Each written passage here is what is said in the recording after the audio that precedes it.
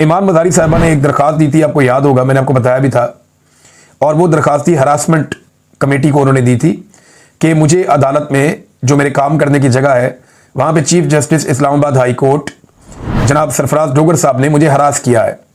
और उन्होंने कहा था ईमान मज़ारी के शौहर को मुखातिब होते हुए कि इसको समझा लो, मैंने पकड़ लिया ना तो ये एक तरह की धमकी थी। तो उन्होंने कहा जी मुझे हरास किया गया है, ये हरासमेंट है, मेरे काम करने की जगह पे मुझे हरास किया गया है और ये रवैया दुरुस्त नहीं है।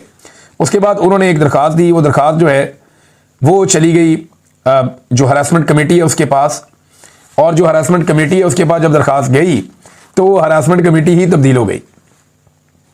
ये जो था ना, ये बड़ी ब्रेकिंग न्यूज़ है और आपको यहाँ से अंदाज़ा हो जाएगा कि पाकिस्तान का निज़ाम चल कैसे रहा है। हुआ ये था कि जुलाई में 17 जुलाई को सरफराज डोगर साहब ने एक काम किया था कि जस्टिस समन रफत इम्तियाज साहिबा को बनाया था कॉम्पिटेंट अथॉरिटी या सरबराह बनाया था इस्लामाबाद हरासमेंट कमेटी का। अब उन्होंने जो है वो इस कमेटी के अंदर सर्कुलर जारी कर दिया था और इस कमेटी में जस्टिस सरदार एजाज इसहाक खान, जस्टिस अरबाब मोहम्मद ताहिर और जस्टिस समन रफत इम्तियाज, ये इसके अंदर शामिल थे। अब इस कमेटी के अंदर दरख्वास्त दे दी ईमान मज़ारी साहिबा ने, जो मौसूल भी हो गई।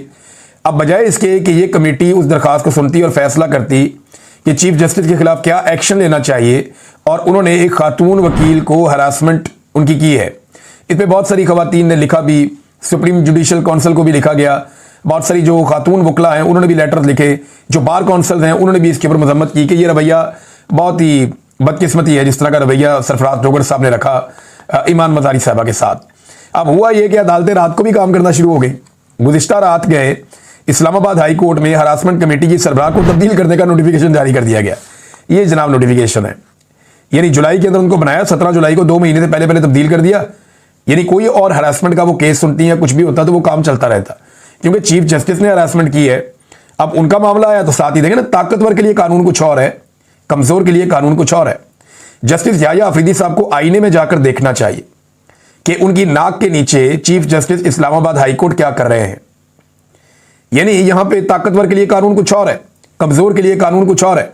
हरासमेंट कमेटी बनाई गई, एक खातून जज को उसका सरबराह बनाया गया, काम चल रहा था।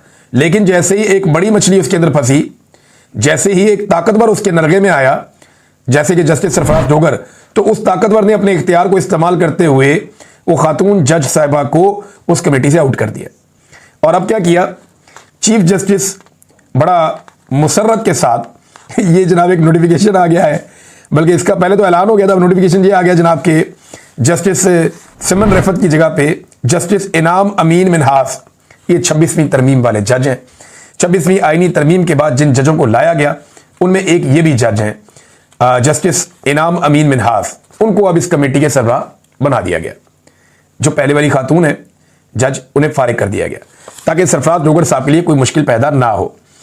एक और इसमें खबर यह है कि केस लग गया है जी कोर्ट नंबर 1 में। कोर्ट नंबर 1 चीफ जस्टिस का ही होता है, सरफराज डोगर साहब का। और इसमें मारंग बलोच साहिबा का जो पटिशन है, उनका नाम ECL से निकालने के लिए वो इस अदालत में लगा है। और वकील कौन है, ईमान ज़ैनब हाजिर मज़ारी। यानी ये ईमान मज़ारी साहिबा ही अब ये केस जाके दोबारा चीफ जस्टिस की अदालत में आएगी आज के दिन में। देखते हैं चीफ जस्टिस आज हरासा करते हैं या हरासा होते हैं या कोई नया मौक़िफ़ लेते हैं या क्या कहते हैं, कोई आइडिया नहीं है। लेकिन ये पाकिस्तान में रूल ऑफ लॉ की सिचुएशन है, ये पाकिस्तान में आइन की हालत है कि एक खातून को हरासा किया जाता है, वो बाद में बात ही नहीं कर सकती, उसके ऊपर इंसाफ ही नहीं ले सकती। नाज़रीन, फ्लड्स के मामले पे आ जाएं तो लगातार सूरत हाल वैसी है जूं की तू है। बहुत ज़्यादा एक्टिविटीज़ करने की ज़रूरत है, हुकूमत को भी काम करने की ज़रूरत है, फलाही तंजीमों को भी काम करने की ज़रूरत है, मुखय्यर हजरात को लगातार आगे आने की ज़रूरत है। सबको मिलकर सैलाब मुतासरीन की लगातार मदद करनी पड़ेगी, अभी नहीं अगले चंद महीनों तक। और ये लगातार मदद करनी पड़ेगी, तभी जाकर काम बनेगा, वरना ये मुमकिन नहीं रहेगा। और अगर सब मिलकर भी जोर लगाएंगे तो आप सबको नहीं संभाल सकते। ये डिजास्टर इतना बड़ा है। इंडिया की मिसाल आपके सामने है, उनकी तमाम सिविल सोसाइटी, उनके लोग, उनकी आबादियां, उनकी कम्युनिटी, उनकी गवर्नमेंट, वो सारे मिलकर काम कर रहे हैं और वो कोशिश कर रहे हैं कि जल्द अज जल्द लोगों का जो जिंदगियां हैं वो वापस ट्रैक पे आ जाएं। लेकिन अभी तक तो हमारा पानी नहीं निकला, अभी तक तो हमारे लोग अपने घरों को वापस नहीं जा पाए। तो सिचुएशन बहुत ख़राब है। आप सबसे गुजारिश है कि दिल खोल कर सैलाब मुतासरीन की मदद करें, आगे बढ़ें। हुकूमत को भी यही चाहिए, मेरी उनसे भी ये गुजारिश है, चाहे आपको जाली हुकूमत बनाकर दिए लेकिन खुदारा इंसानियत का ख्याल रखें। आप ये देखें कि इंसान मर रहे हैं, इंसान तकलीफ में है, तो सिर्फ इंसानियत के नाते आप काम करें। नाज़रीन, जहाँ सिंध में बहुत बड़े बड़े कारनामे होते हैं ना, यहाँ एक और कारनामा भी आ गया।